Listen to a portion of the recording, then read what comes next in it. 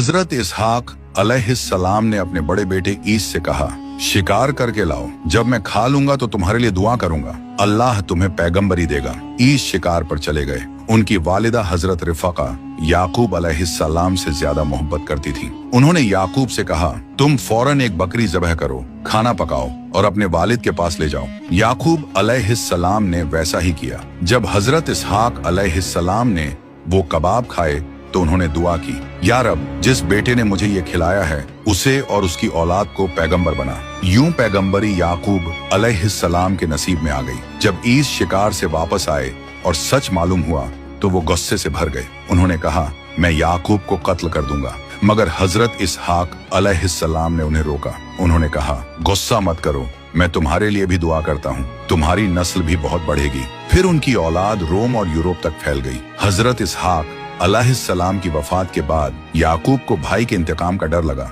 वो दिन में छुपते और रात को निकलते। आखिरकार वालिदा के मशवरे पर वो अपने मामा लबान के पास शाम चले गए। क्योंकि वो रात में निकले थे, इसलिए उनका लक़ब पड़ा इज़राइल, यानी रात का मुसाफिर।